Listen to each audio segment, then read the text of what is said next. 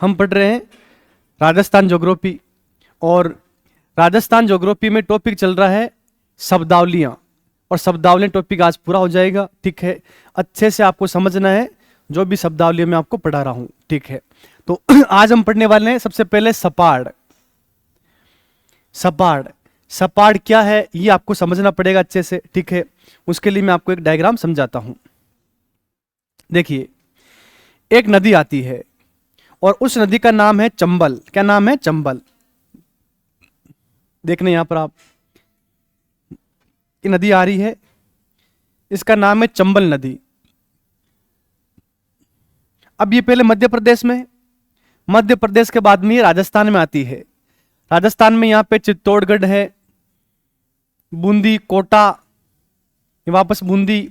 उसके बाद में आता है सवाई माधोपुर, करौली और धौलपुर। उसके बाद में ये यमुना में जाके मिल जाती है।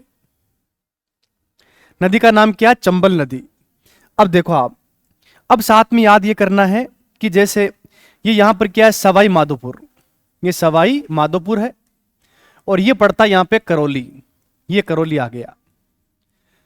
और ये जो नदी है ना, ये सीमा बनाती है राजस्थान की और मध्य प्रदेश की। जैसे ही नदी के ऊपर जाओगे राजस्थान आ जाएगा, नदी से नीचे आओगे यहां पर आ जाएगा मध्य प्रदेश, यानी कि एमपी। ये एमपी है। अब अभी ध्यान रखना कि चंबल नदी का वो क्षेत्र जो सवाई माधोपुर और करौली के पास में है, जो मध्य प्रदेश से लगता है, इस क्षेत्र को स्थानीय भाषा में सपाड़ कहा जाता है। इसे क्या बोलते हैं स्थानीय भाषा में? सपाड़। ये लो, अब पेपर में आएगा कि सपाड़ क्षेत्र कहां है, सपाड़ है क्या, तो बताना है आपको सवाई माधोपुर और करौली का वो क्षेत्र जो चंबल नदी का क्षेत्र है, जो मध्य प्रदेश के साथ लगा हुआ है, यानी कि मध्य प्रदेश के पास में है। इस क्षेत्र का नाम क्या है? सपाड़। इसे क्या बोलते हैं? सपाड़। ये आप ध्यान रख लेना। ठीक है, चलो इसे कर लेते हैं हम रीड आउट। मध्य प्रदेश की सीमा से लगा सवाई माधोपुर वे करौली का क्षेत्र, यानी को पास में चंबल नदी का क्षेत्र। चंबल नदी का क्षेत्र लिखो अपने हाथ से, चंबल नदी का क्षेत्र, चंबल नदी का क्षेत्र। ठीक है, ये हो गया अपना एक नंबर। इसका नाम क्या है? सपाड़। समझ में आ गया आपको? ठीक है, नेक्स्ट देखो आप, नेक्स्ट लिखा हुआ है माछला मंगरा। माछला मंगरा। ठीक है, अब माछला मंगरा क्या है उसे मैं समझाता हूं आपको आराम से। देखो आप सब इधर देखो, ये एक उदयपुर शहर है। ये पूरा एक पेज क्या है? उदयपुर शहर है, ऐसे मान लेना है। ठीक है, अब देखो आप, अब यहां पर क्या है कि यहां पर एक झील है और इस झील का नाम है पिछोला झील। क्या नाम है? पिछोला झील। ये पिछोला झील है और पिछोला झील का जो पानी है ना, ठीक है, वो ऐसे आगे आता है और यहां पर एक पाल बनी हुई है। ये मैं खुद देख के आया हूं इसलिए आपको बता रहा हूं। ठीक है, अब इसके पास में एक झील बनी हुई है। इस झील का नाम है दूध तलाई। क्या नाम है? दूध तलाई। ये पहले भी मैंने आपको बता रखा है, दूध तलाई। ठीक है, ये झील हो गई। फिर मैंने कहा था कि यहां पर एक झील थी पहले, इस झील का नाम था फतेह सागर। इसका नाम था फतेह सागर। अब फतेह सागर दूर थी, तो इनको जोड़ने के लिए एक कह दो आप तंग रास्ता बना दिया, वो भी क्या? एक झील है और इसका नाम है स्वरूप सागर। इसका नाम क्या है? स्वरूप सागर। ये चार झीलें उदयपुर शहर के अंदर है और चारों जुड़ी हुई है। अब जैसे आप यहां जाके खड़े हो गए, ठीक है, यहां पर आपको है ना आसपास में कलात्मक छतरियां दिखेगी और ये तो आपको बताया बहुत बड़ी झील है। ठीक है, जैसे आप यहां खड़े होकर इधर देखोगे ना, तो इधर क्या है? इधर पहाड़ी है। इधर यहां पर क्या है? पहाड़ी दिखेगी आपको, एक बहुत बड़ी पहाड़ी है और मछली के आकार की पहाड़ी है, इसलिए इस पहाड़ी का नाम है माछला मंगरा। माछला मंगरा की पहाड़ियां, तो आप याद कर लेना, इस पहाड़ी का नाम क्या है? माछला मंगरा। माछला मंगरा। देखो, जहां पर भी आपको लिखा मिल जाए अधिकांशतः मंगरी, मोती मंगरी, डूंगरी। ठीक, डूंगरी पीछे अलग चीज है। देखो, मंगरी कहो, डूंगरी कहो, पहाड़ को है तो पहाड़ी, लेकिन स्थानीय नाम हो जाते हैं। जैसे आप जाओगे उदयपुर में तो वहां होता है मंगरा, मंगरी बोलते हैं पहाड़ियों को। आप जाओगे जयपुर में तो वहां बोलते हैं डूंगरी, भीम डूंगरी, बिजक डूंगरी, महादेव डूंगरी, गणेश डूंगरी, ऐसे नाम होते हैं। तो ये आप ध्यान रखना। इधर क्या बोलते हैं? जैसे ये फतेह सागर है ना, इसके पास में जो पहाड़ी उसका नाम है मोती मंगरी। क्या नाम है? मोती मंगरी।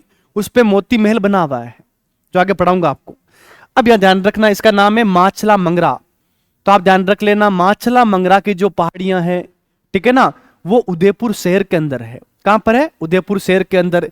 और इस पहाड़ी के ऊपर जब आप देखोगे ना, तो यहां पर एक मंदिर बना हुआ है। ये एक मंदिर बना हुआ है माता जी का, और ये है मनसा पूर्ण करणी माता। मनसा पूर्ण करणी माता, करणी माता। तो आप भी ध्यान रख लेना कि मनसा पूर्ण करणी माता है वो उदयपुर में है, लेकिन केवल आ जाए करणी माता, चूहों की देवी, वो देशनोक में है। देशनोक पड़ता है बीकानेर में। लेकिन ये मनसा पूर्ण करणी माता, और आपको पता होना चाहिए ये पहाड़ी के ऊपर है। और अभी क्या होता है कि पहाड़ी के ऊपर जाने के लिए क्या बनाते हैं? रोपवे बनाते हैं। जैसे आपने अगर देखा हो, पुष्कर के अंदर बना हुआ है सावित्री माता का जो मंदिर है ना, वहां पर कौन सा है? सावित्री माता रोपवे। लेकिन राजस्थान में पहला रोपवे जो बनाया गया था वो भीनमाल, जालोर में सुंदा माता का जो मंदिर है ना, वहां बनाया गया था। राजस्थान का पहला रोपवे सुंदा माता का मंदिर कहां पर है? भीनमाल, जालोर में। राजस्थान का दूसरा रोपवे मनसा पूर्ण करणी माता, मैंने खुद ने देखा यहां से, ठीक है। तो आप जाओगे, पास में पहाड़ी है ना, इस पहाड़ी के ऊपर यहां से एक यहां पे ऐसे तार लगा बड़ा सारा, और ऐसे ना ये रोपवे में ऐसे वो बड़ी बड़ी क्या होती है? टोकरियां होती है, ठीक है। और यहां से लोग ऊपर बैठ के जाते हैं। हिंदी में बोलते हैं उड़न खटोरा। क्या बोलते हैं? उड़न खटोरा। और इंग्लिश में क्या बोलते हैं? रोपवे, ठीक है, ये ध्यान रखना।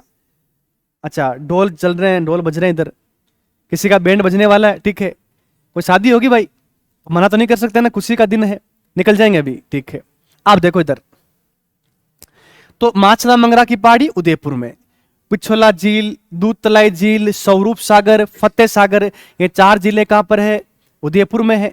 और मैंने आपको बताया था कल, ठीक है, कि उदयपुर का पूरा क्षेत्र तस्त्री नुमा पहाड़ियों से घिरा हुआ है, उसे बोलते हैं गिरवा।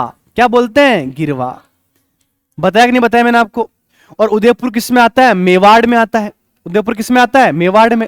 ये बात मैंने आपको समझा रखी है। इसे करते हैं रीड आउट। माछला मंगरा, ठीक है, उदयपुर के चारों ओर फैली मछली के आकार की पहाड़ियां, यहां राजस्थान का दूसरा रोपवे मनसा पूर्ण करणी माता मंदिर तक बना है। इसका मतलब यह मंदिर कौन सा है? मनसा पूर्ण करणी माता, ठीक है। और मछली के आकार की पहाड़ियां है कहां पर? ये उदयपुर में है। कहां पर है? उदयपुर में। तो ये आप याद कर लेना, ठीक है, इजी है, आप याद कर लोगे। नेक्स्ट देखो आप, नेक्स्ट आ गया मारवाड़। क्या आ गया? मारवाड़। अब देखो आप सब, अगर हम बात करते हैं मारवाड़ की, तो मारवाड़ की बात मैं करूं, ये देखो पहले तो आप, ये मनसा पूर्ण करणी माता का मंदिर बना यहां पे, कहां पर है? उदयपुर में है। और ये रोपवे, ऐसा क्या होता है? रोपवे होता है। और ये राजस्थान का दूसरा क्या है? रोपवे। पहला कहां है? सुंदा माता, कहां पड़ता है? भीनमाल, जालोर के अंदर, ठीक है। ये देखो आप, ये करणी माता है, ये करणी माता है, वो मनसा पूर्ण करणी माता है। और ये मंदिर का बना हुआ है? देशनोक। और देशनोक कहां पड़ता है? बीकानेर में। मैं खुद 3-4 बार यहां जाके आया था। और यहाँ कहते हैं कि चूहे चूहे, बिल्कुल चूहे चूहे हैं, ठीक है। जब मैं गया तो 3-4 चूहे थे ना, वो आराम से सो रहे थे से, हाँ, मजे ले रहे थे। लेकिन सब लोग वहां लड्डू खा रहे हैं, दूध पी रहे हैं। मैंने एक चूहे से पूछा, क्या इतना दूध पीते हो आप, लड्डू खाते हो, आपकी बॉडी क्यों नहीं बनती है? मतलब आज जाओगे ना, अरे भाई आपने चूहे देखे होंगे, नाली के चूहे देखे आपने, इतने बड़े बड़े होते हैं। वहां चूहे बिल्कुल ऐसे स्टील बॉडी वाले, पतले पतले, ठीक है। लेकिन अलग ही प्रजाति लगी मुझे तो। लेकिन ऐसा कहा जाता है कि करणी माता के मंदिर में एक सफेद चूहा होता है, व्हाइट, उसे काबा भी बोलते हैं। और वो बोलते हैं कि किस्मत वाले को दिखता है, ठीक है। दिख रहा है इसमें? हाँ, ये देखो आप, इसका मतलब आप सब क्या हो? किस्मत वाले हो। भाई मैं भी वहां गया, मैं 3-4 बार वहां जा चुका हूं, ठीक है ना। गुरुदेव का उधर आश्रम भी है, ठीक है, वहां पे गुरुदेव के मंदिर के पास में। तो मैं गया ना, उधर पास में ही, वो पलाना के पास पड़ता है देशनोक। तो वहां पे मैं ढूंढने गया कि वास्तव में ऐसा है कि नहीं, क्योंकि मैंने पढ़ा था। तो भाई साहब वहां पर बड़े बड़े कड़ाव रखे हुए हैं। कितने बड़े? ये अपना हॉल है ना, इतना बड़ा कड़ाव, 1 कड़ाव और 2 कड़ाव। कड़ाव के भी नाम है सावन और भादो। उस कड़ाव के नीचे मैंने देखा, मुझे केवल एक सफेद चूहा दिखा मुझे। इसका मतलब सफेद चूहा होता है, ठीक है, और मैं भी क्या हूं, किस्मत वाला हूं, ठीक है। चलो कोई बात नहीं, आप भी क्या हो, किस्मत वाले। हाँ, एक ही होता है, मैंने तो आज तक एक ही देखा, मैं 2 बार गया, 2 बार मैंने देखा था, केवल एक था सफेद चूहा।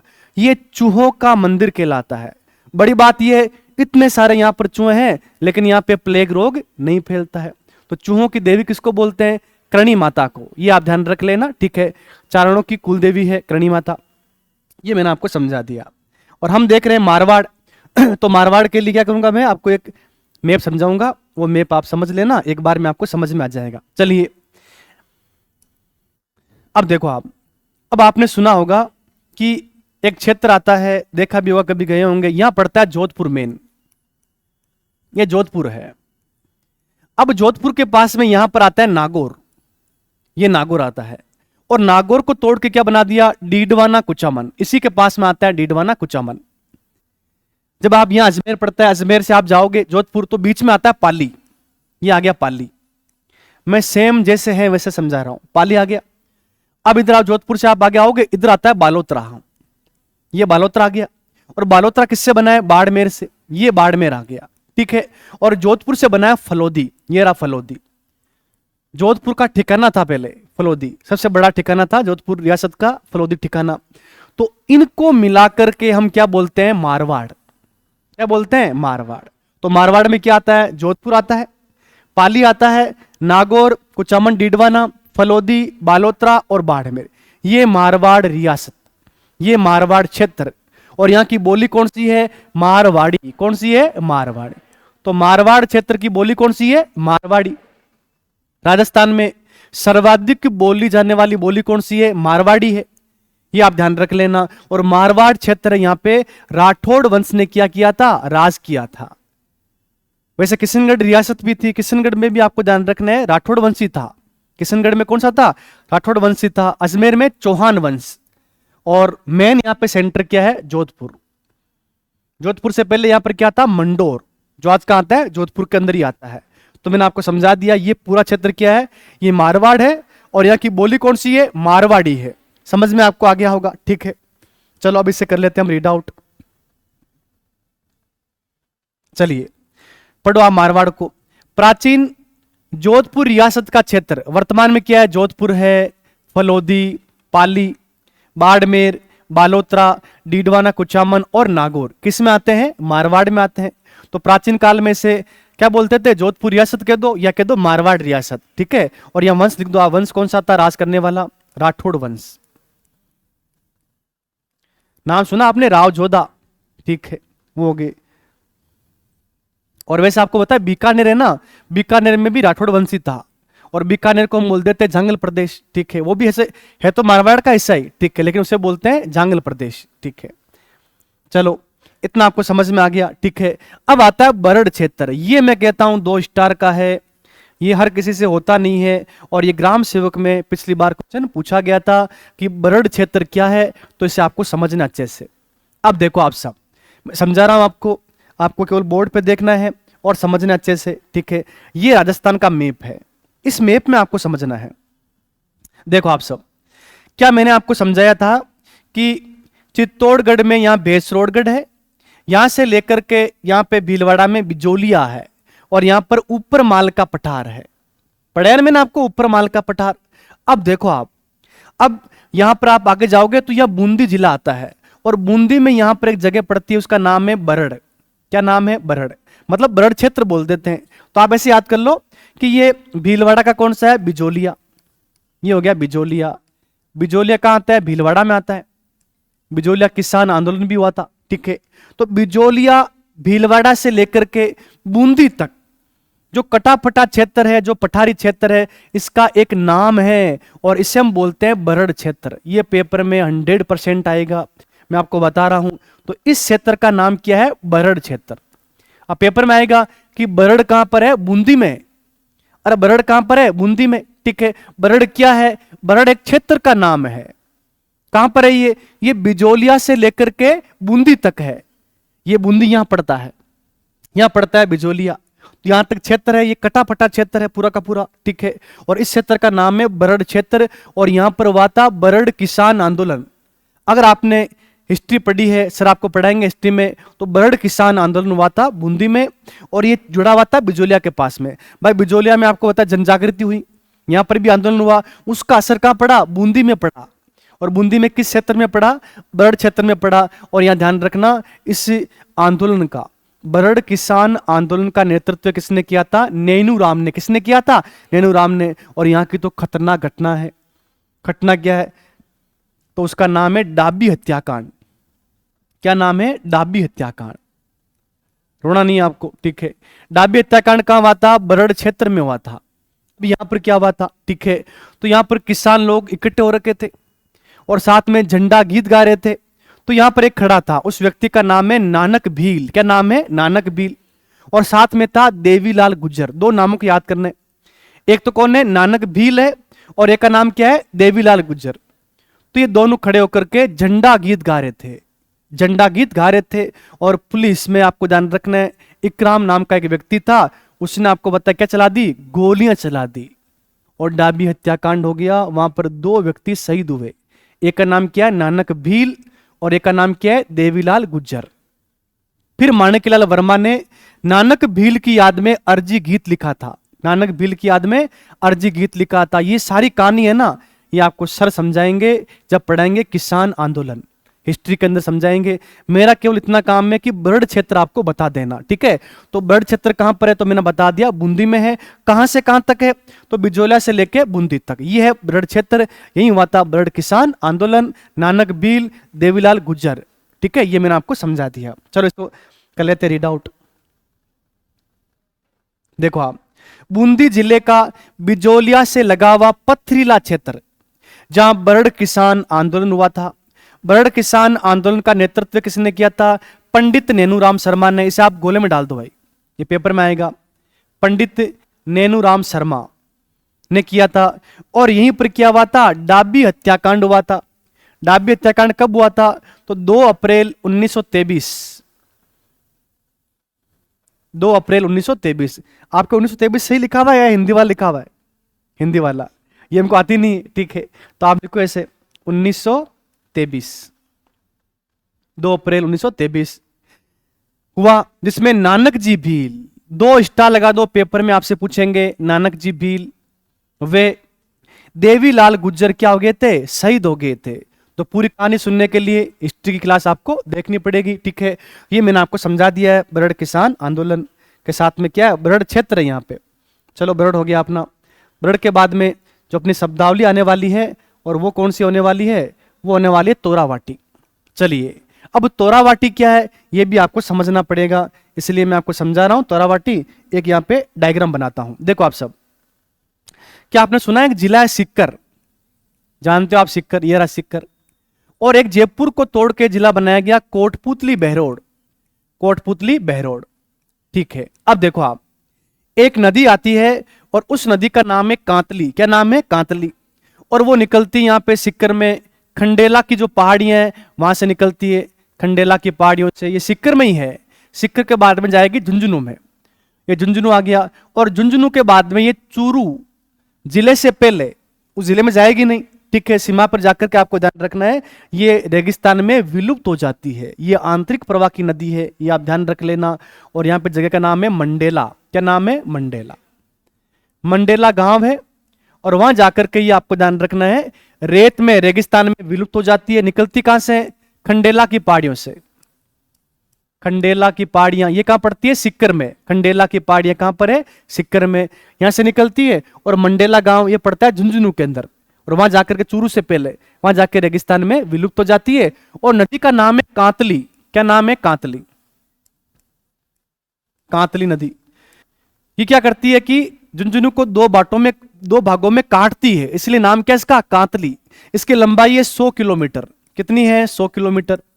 ये आंतरिक प्रवाह की नदी है। अब देखो आप, मैं जो समझाना चाह रहा हूं वो, ठीक है, बैकग्राउंड मैंने बना दिया है। अब देखो, ये सिक्कर है ना, सिक्कर का यहां पर है नीम का थाना। नीम का थाना तहसील है। नीम का थाना पहले जिला बना था, अब जिला नहीं है। ये वापस कहां गया? सिक्कर के अंदर आ गया। और सिक्कर की तहसील है, ठीक है। और फिर ये कोटपुतली की तहसील कौन सी है? कोटपुतली है, ठीक, कोटपुतली के अंदर नदी नहीं आती है, ध्यान रख लेना, ये तो वहीं पर है, लेकिन क्षेत्र तो आपको पता है पास में लगा हुआ है, ये नदी वहां पर नहीं आती है। अब देखो आप, नीम का थाना सिक्कर से लेकर के कोटपुतली बहरोड तहसील तक ये क्षेत्र है ना, इस क्षेत्र में तंवर राजपूत है। कौन से? तंवर राजपूत। और जानते हो आप रामदेव जी तंवर राजपूत थे। तो तंवर राजपूत के कारण इस क्षेत्र का नाम क्या हो गया? तोरावाटी। क्या हो गया? तोरावाटी। तोरावाटी। तो पेपर में आएगा कि तोरावाटी कहां है, तो बताना सिक्कर का नीम का थाना तहसील और कोटपुतली की कोटपुतली तहसील के बीच का क्षेत्र है, उसे हम बोलते हैं तोरावाटी। तोरावाटी क्षेत्र समझ में आ गया? कहां पर है? सिक्कर के अंदर कह दो आप तो। कहां पर है? सिक्कर के अंदर। और पास लगा हुआ अपना कौन सा है? कोटपुतली है, इसे बोलते हैं तोरावाटी। और यहां की बोली कौन सी है? तोरावाटी। बोली कौन सी है? तोरावाटी। ये बात समझ में आ गई आपको? ठीक है, तो ये बात आप ध्यान रख लेना। ठीक है, जब मैं आपको पढ़ाऊंगा नदियां, तो नदियों के बारे में वहां समझाऊंगा। लेकिन पेपर में आ सकता है कि तोरावाटी का जो प्रवाह क्षेत्र है उसे क्या बोलते हैं? तोरावाटी बोलते हैं। बोली कौन सी है? तोरावाटी है। यह भी पेपर में आ सकता है। जिला आपसे पूछ सकते हैं, जिला कौन सा है? सिक्कर है। और ये कौन सा है? कोटपुतली बहरोड है। लेकिन नदी केवल कहां पर है? सिक्कर में और झुंझुनू में है। तो मैं वहां पर याद करवाऊंगा कि नदी का नाम क्या है? कांतली नदी है। अरे कहां से निकलती है? खंडेला की पहाड़ियों से। और जाती कहां है? मंडेला गांव में, वहां जाके विलुप्त हो जाती है। मैंने क्या बोला? खंडेला, मंडेला, याद हुएला? हो गया ना आपको याद? खंडेला और मंडेला। ठीक है, ऐसे हम याद करेंगे। तो मेरे हिसाब से ये तोरावाटी भी आपको समझ में आ गया है। अब देखो, सिक्कर, झुंझुनू और चूरू, इनको बोलते हैं शेखावाटी। क्या बोलते हैं? शेखावाटी। वहां शेखावत राजपूतों का क्षेत्र है, इसलिए नाम क्या हो गया? शेखावाटी। ठीक है, अब देखो आप, ये मैंने आपको समझा दिया है। अब इसे हम कर लेते हैं रीड आउट। पढ़ लो आप। कांतली नदी का प्रवाह क्षेत्र, और लिखा मैंने यहां पे सिक्कर के नीम का थाना वे कोटपुतली बहरोड जिले का कोटपुतली क्षेत्र, जहां तंवर राजपूतों का शासन था, इसे तोरावाटी क्षेत्र कहते हैं। और लिखो पास में बोली, बराबर लिखो आप यहां पे तोरावाटी। बोली का नाम भी क्या है? तोरावाटी है। ये रीट में बहुत सारे पूछे गए थे इस बार। ठीक है ना, बोलियां मेवाती, बागड़ी, भीली। ठीक है, तो आप याद कर लेना, ये मैंने आपको बता दिया है। मेरे हिसाब से समझ में भी आपको आ गया है। नेक्स्ट शब्दावली क्या है? अनंत प्रदेश और रूमा। अनंत प्रदेश और रूमा, ये क्या होता है? ये भी मैं आपको समझाता हूं। देखो आप सब, ये एक झील है। इस झील का नाम है सांबर झील। क्या नाम है? सांबर झील। सांबर झील का अधिकांश भाग जयपुर में आता है, इसीलिए हम बोलते हैं ये कहां है? जयपुर में है। और इसके चारों ओर 1.25 लाख गांव थे, उसे हम बोलते हैं सपाद लक्ष्य। चौहानों का यहां पे राज्य था। लेकिन आपको याद ये करना है कि एक मैंने आपको शब्दावली समझाई थी ना, कि सांबर झील के पास में जो खारा क्षेत्र है, इसके आसपास निकटवर्ती क्षेत्र है, निम्न क्षेत्र है, खारा क्षेत्र है, इसको बोलते हैं रूमा। क्या बोलते हैं इसको? रूमा। ऐसे बोलते हैं अनंत प्रदेश। रूमा या अनंत प्रदेश आपको ध्यान रखना है क्या है, तो आप बता दोगे। सांबर झील के आसपास का क्षेत्र है, उसे बोलते हैं रूमा या अनंत प्रदेश। बस इजी है। सांबर झील का है? जयपुर में है। सांबर झील का कुछ भाग आता है अजमेर में, और कुछ भाग आता है डिडवाना कुचामन में, लेकिन ये अधिकांश भाग कहां पर है? जयपुर में है। ये बात आपको समझ में आ चुकी है। पढ़ो इसे। सांबर झील के निकट का क्षेत्र, सांबर झील के निकट का क्षेत्र क्या कहलाता है? अनंत प्रदेश या रूमा। नेक्स्ट आ गया है लासडिया का पठार। मैं कहता हूं इसे अब भी 2 स्टार लगा दो, ये 100% आपको मिलेगा। जब मैंने आपको 2 स्टार लगवा दिए, इसका मतलब वो आपको मिलने वाला है। क्यों? क्योंकि मैं आपको बताया आए हुए पेपर है वो सब देखता हूं। ठीक है, तो मुझे थोड़ा अंदाज हो गया है। लसाडिया का पठार या लासडिया का पठार कहां पर है, ये आपको देखना अच्छे से। देखो आप सब समझा रहा हूं मैं। पहले क्या कि जो उदयपुर जिला है ना, उसमें आती थी जैसमंद झील, जो राजस्थान की सबसे बड़ी कृत्रिम मीठे पानी की झील है। मतलब पूरे राजस्थान में सबसे बड़ी जो मीठे पानी की झील है ना, उसका नाम जैसमंद झील है। और पहले कहां थी वो? उदयपुर में। लेकिन उदयपुर को तोड़ दिया और क्या बना दिया? सलूम्बर। अरे सलूम्बर का नाम सुना आपने? सहल कंवर, हाडी रानी। ठीक है ना, नाम तो सुना होगा आपने कि आपने सुना नहीं रतन सिंह चुड़ावत के बारे में कि चुड़ावत ने मांगी सेनानी और सर काट दियो है सतरानी। वो सहल कंवर कहाँ की? सलूम्बर की। सलूम्बर ठिकाना था पहले, मेवाड़ का ठिकाना था सलूम्बर, आज जिला बन गया है। तो मैं आपको समझा रहा हूं जिला कौन सा है? सलूम्बर है। और यहां पे राजस्थान की सबसे बड़ी झील है और इस झील का नाम है जयसमंद। क्या नाम है? जयसमंद। जयसमंद झील है। और जयसमंद झील है ना, इस झील के चारों ओर मैं पढ़ाऊंगा आपको, अच्छे से दिखाऊंगा, कटा फटा क्षेत्र है, पहाड़ी क्षेत्र है। और इस पहाड़ी क्षेत्र का नाम क्या है? लसाड़िया का पठार या लासड़िया का पठार। ये पेपर में कई बार रिपीट हो चुका है, समझा रहा हूं। जयसमंद झील है, इस झील के पास में पहाड़ी क्षेत्र है, कटा पटा क्षेत्र है, पठारी क्षेत्र भी है, पहाड़ी क्षेत्र भी है। इसे बोलते हैं लासड़िया का पठार या लसाड़िया का पठार। ध्यान रख लेना, ये पेपर में आएगा आएगा आएगा।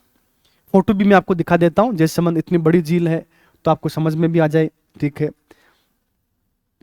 एक मिनट रुकना ना। देखो आप, ये झील है ना, ये जयसमंद झील है, इसमें गोमती नदी आती है। जब झीलें पढ़ाऊंगा डायग्राम बना के आपको समझाऊंगा, सब फोटो भी दिखाऊंगा। अभी इतना देख लो आप, ये दिख रहा है आसपास में, ये पूरा कटा पटा क्षेत्र है, पहाड़ी क्षेत्र है। इसमें आपको बताया 7 टापू भी है, 7 टापू है। सबसे बड़ा है बाबा का भांगड़ा और छोटा क्या? प्यारी। बाबा का मंगरा भी है, देवाना भी है, रसपाना भी है। वो ट्रिक से मैं याद करवाऊंगा जब ये पढ़ाऊंगा। अभी इतना याद कर लो कि इसके चारों ओर जो कटा पटा क्षेत्र है, ये जयसमंद झील है। ठीक है, तो उसे बोलते हैं लसाड़िया का पठार। अब देखो आप, ये झील, यहां पर ये हवा महल बना हुआ है, सब दिखाऊंगा मैं आपको, समझाऊंगा अच्छे से। ये पूरा जो पठारी क्षेत्र है, पहाड़ी क्षेत्र है, इसे क्या बोलते हैं? लसाड़िया का पठार कहते हैं। झील दिखा दिए मैंने। राजस्थान की सबसे बड़ी झील जयसमंद झील कहां पड़ती है? सलूम्बर में है। कहां पर है? अभी सलूम्बर में। इसके बीच में कितने टापू बने हुए? 7 टापू है। बड़ा कौन सा है? बाबा का भांगड़ा। और छोटा कौन सा है? प्यारी। अरे छोटी लड़की छोटा लड़का प्यारा प्यारा, समझ गए ना? तो प्यारी। और जब आपको बताया भांगड़ा डांस होता है ना, जगह चाहिए बड़ी। ठीक है, तो बाबा का भांगड़ा दीप बना, इसके ऊपर टापू बना है, वो क्या है? बहुत बड़ा है। हम पढ़ेंगे अच्छे से। क्या लसाड़िया का पठार समझ में आ गया? बिल्कुल समझ में आ गया आपको। जयसमंद झील दिखा दी मैंने आपको, याद करवा दिया। ठीक है ना? ये रूमा आनंद प्रदेश ये भी देख लिया है, लास्ट में इसको पढ़ लेते हैं। देखो आप, सलूम्बर में जयसमंद झील से आगे पूर्व की ओर स्थित कटापटा, ये देखो कटाफटा, कटाफटा क्षेत्र आपके साथ लिखा हुआ होगा। कटाफटा क्षेत्र कहां पर है? जयसमंद झील के चारों ओर कटाफटा क्षेत्र है, उसे क्या बोलते हैं? लसाड़िया का पठार, या कहीं लिखाएगा लासड़िया का पठार। बात एक ही है, लसाड़िया, ऐसा आप याद कर लेना। ठीक है ना? तो ये बात मैंने आपको समझा दी है। सर एक ट्रिक बताओ, इसमें क्या लिखा हुआ है? लाश, जानते हो लाश? ठीक है, और लाश कहां मिली? जयसमंद झील के अंदर मिली। ठीक है, किसी ने छलांग लगा दी थी। ठीक है, तो क्या मिली? लाश मिली। कहां मिली? जयसमंद झील के पास में, इसलिए नाम क्या होगा इसका? लसाड़िया का पठार। ठीक है, क्यों मिली उसके लिए आपको थोड़ा वेट करना पड़ेगा। जब मैं आपको पढ़ाऊंगा झीलें, झीलों में मैं आपको जयसमंद झील पढ़ाऊंगा, उसमें कहानी समझाऊंगा आपको। ठीक है, फिर आपको समझ में पूरा आ जाएगा। अब लिखा है उत्तमाद्री। उत्तमाद्री आपको ध्यान रखना है, ऊपर माल का जो पठार है ना, उसका नाम है। बिजोलिया शिलालेख भीलवाड़ा, एक भाटा लगा हुआ है, उस भाटे के अंदर लिखा हुआ है, उसे बोलते हैं शिलालेख। शिला के ऊपर लेख, शिलालेख। उसमें ऊपर माल के पठार के बारे में लिखा हुआ है। इस क्षेत्र का नाम क्या है? उत्तमाद्री है। और उसी शिलालेख में लिखा हुआ है भीनमाल का नाम क्या है? श्रीमाल। क्या नाम है? श्रीमाल। उसी शिलालेख में लिखा हुआ है बिजोलिया का नाम विजयवल्ली।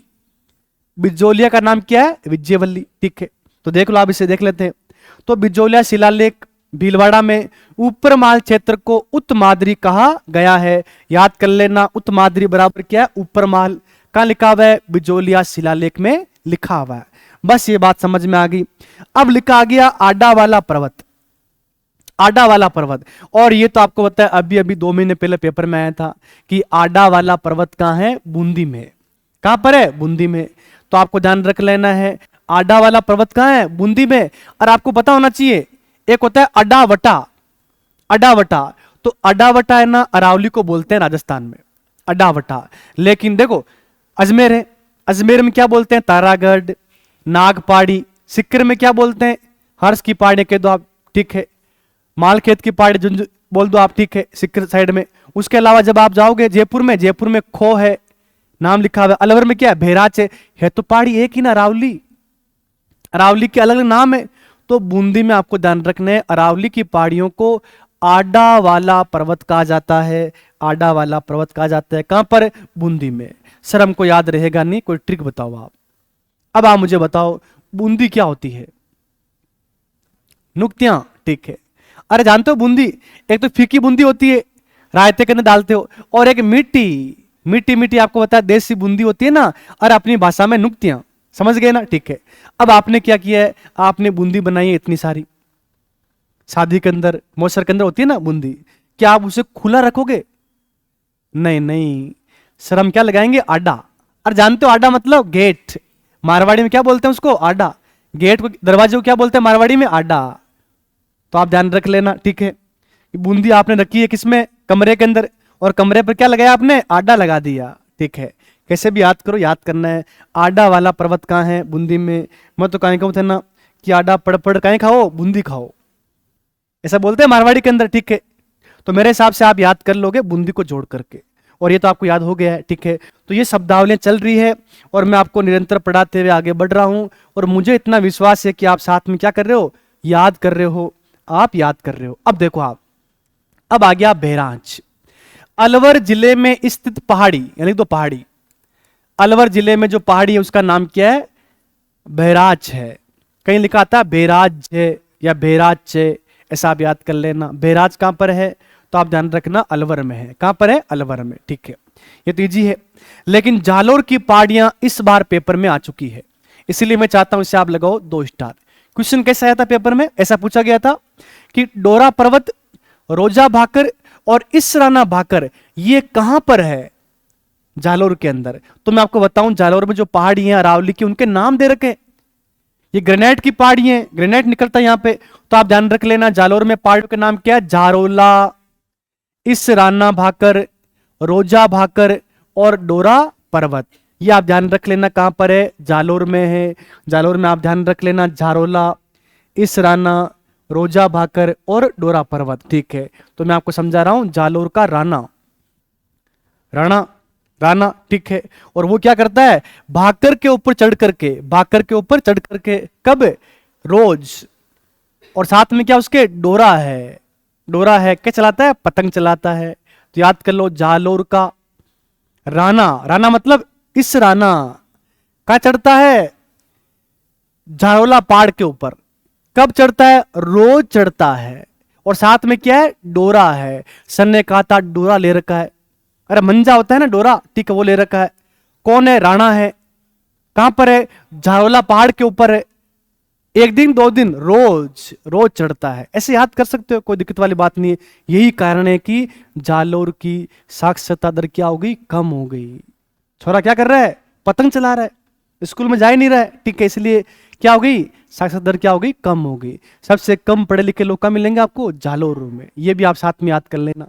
चलो ये मैंने आपको समझा दिया है, ठीक है। नेक्स्ट देखो आप, मेरा।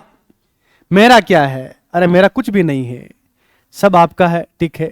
ये देखो आप, ये क्या है? ये राजस्थान का उत्तरी भाग है, और यहां पड़ता है G फॉर गंगानगर, और यहां पड़ता है H फॉर हनुमानगढ़, और यहां एक नदी आती है, इस नदी का नाम है घग्गर नदी। क्या नाम है? घग्गर नदी।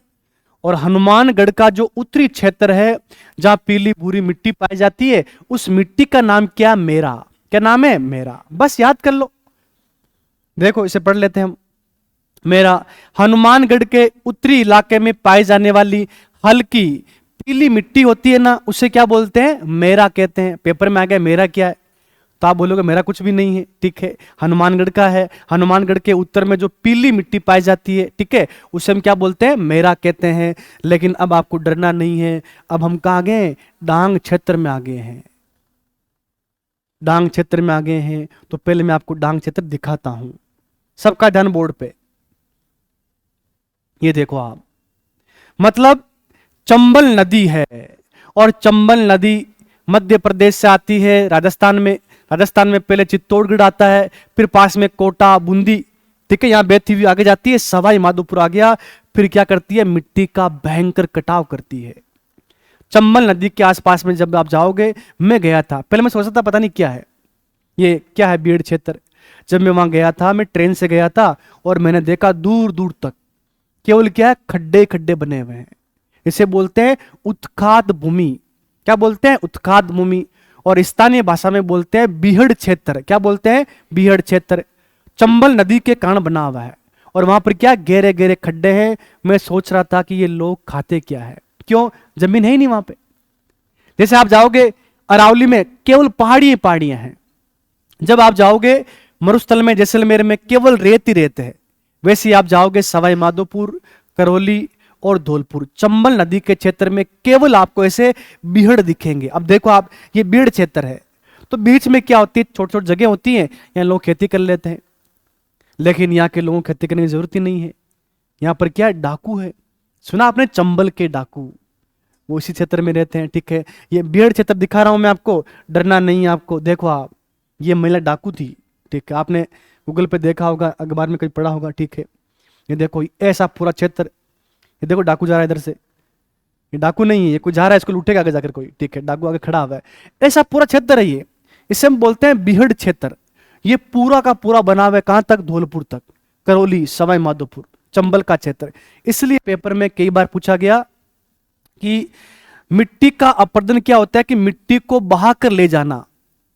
अगर नदी लेकर जाती है ना, उसे बोलते हैं अवनालिका अपरदन। क्या बोलते हैं, अवनालिका अपरदन। और राजस्थान में सबसे अधिक अवनालिका अपरदन कौन करती है, चंबल नदी करती है। अपने आसपास की मिट्टी को बहा कर लेकर जाती है और खड्डे खड्डे कर रखे हैं। देखो आप, कितनी गंदी नदी है ये, पूरा क्षेत्र को बिगाड़ दिया इसने। देखो आप, ये पूरा का पूरा क्षेत्र ऐसा है, ये देखो आप, ऊपर ऐसा बना हुआ है, नीचे ये खाइयां ऐसे, ये इसे बोलते हैं बीहड़ क्षेत्र। और यहां पर क्या होते हैं, डाकू। देखो वो डकैत जिसकी दहशत से मत था पूरा का पूरा चंबल, ठीक है। ऐसे एक डाकू नहीं है, यहाँ पे बहुत सारे डाकू वे हैं जिन्होंने यहाँ पर आपको बताया बहुत सारे काम किए, कांड किए। तो मैंने आपको ये फोटो भी दिखा दी, अब मैं आपको पढ़ा रहा हूँ इस क्षेत्र को। तो ये है क्या, एक बार में आपको समझ में आएगा, कब, जब आप बोर्ड पे देखोगे। देखो आप सब, एक नदी जा रही है, इस नदी का नाम क्या है, चंबल है। और चंबल के आसपास का क्षेत्र है, ये पूरा का पूरा कैसा है, खड्डे युक्त है। जहां पर खड्डे खड्डे हैं उन्हें स्थानीय भाषा में क्या बोलते हैं, बीहड़। क्या बोलते हैं, बीहड़। इसे हम बोलते हैं हिंदी में उत्खात भूमि। उत्खात भूमि, उत्खात भूमि। और यहां के लोग इस क्षेत्र का नाम क्या दे देते हैं, डांग क्षेत्र। इसे क्या बोलते हैं, डांग क्षेत्र। डांग क्षेत्र इसको बोल देते हैं, ठीक है, ये आप ध्यान रख लेना। अब यहां पर क्या है, ये डांग क्षेत्र है पूरा का पूरा, डाकुओं की शरण स्थली है। यहां पर है क्या, उबड़ खाबड़ भूमि है पूरी की पूरी। हाँ, चारा जरूर यहां पर है, डांग क्षेत्र में चारा जरूर है, तो जो भी है पशु है उनका पालन कर सकते हैं यहाँ पे, ठीक है। अब आप ध्यान रखना, ये कहां कहां पर है, ये सवाई माधोपुर में है, ये करौली में है और ये धौलपुर में है। अब पेपर में आता है कि डांग की रानी किसे कहते हैं, करौली को। डांग की रानी किसे बोलते हैं, करौली को।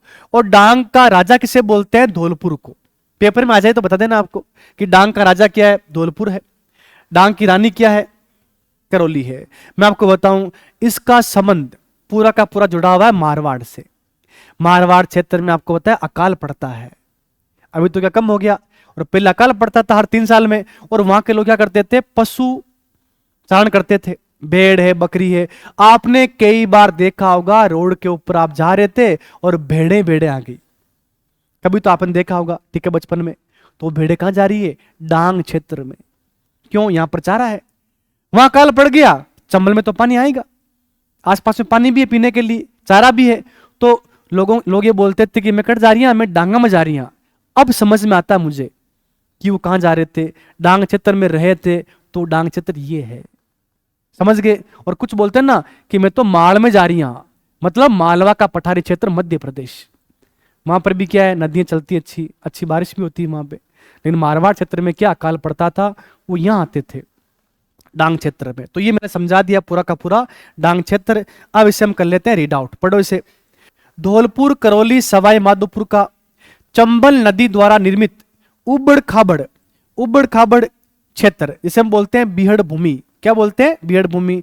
आप अपने हाथ से लिखोगे उत्खात भूमि, वह लिखा गया उत्खात भूमि क्या है, तो आप बता दोगे कि वो क्षेत्र जो चंबल का बीहड़ क्षेत्र है, उबड़ खाबड़ है, उसे बोलते हैं उत्खात भूमि।